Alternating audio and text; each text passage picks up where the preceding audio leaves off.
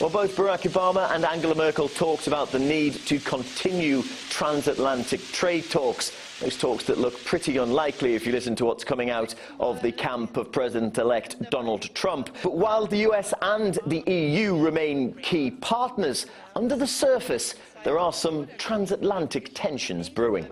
As Barack Obama bids farewell to Europe as president, it's all handshakes and smiles among the leaders.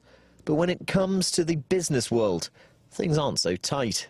Penalties and fines have been the order of the day for European companies, all trumpeted in the media. Just look at Volkswagen. VW has given Germany a psychological shock. This is a huge mess that it's going to be very, very difficult to clean up.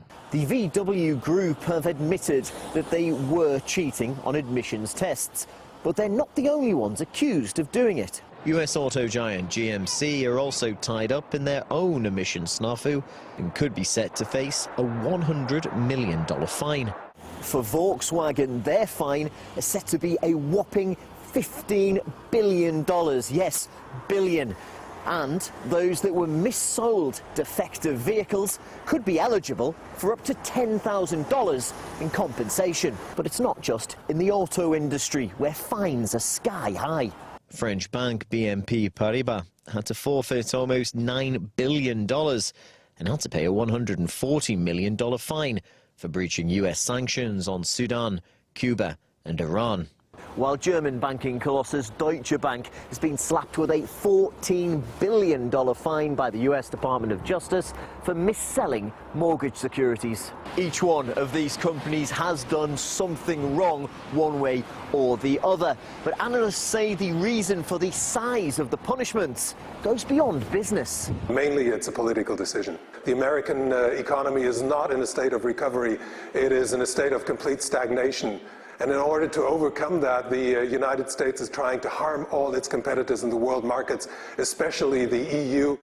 The EU has also struck out at US business in Europe. Google, Facebook, Pfizer and of course Apple are all facing tax bills.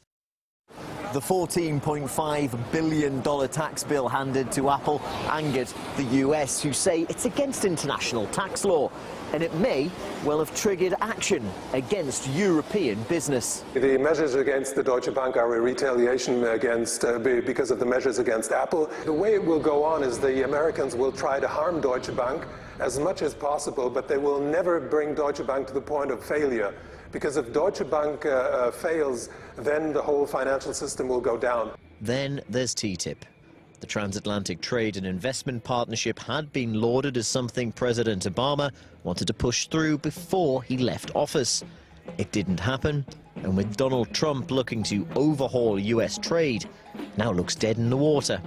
As President Obama takes a bow on the European stage to the warm appreciation of politicians, the transatlantic business relationship looks a little frostier. Peter Oliver, RT Berlin.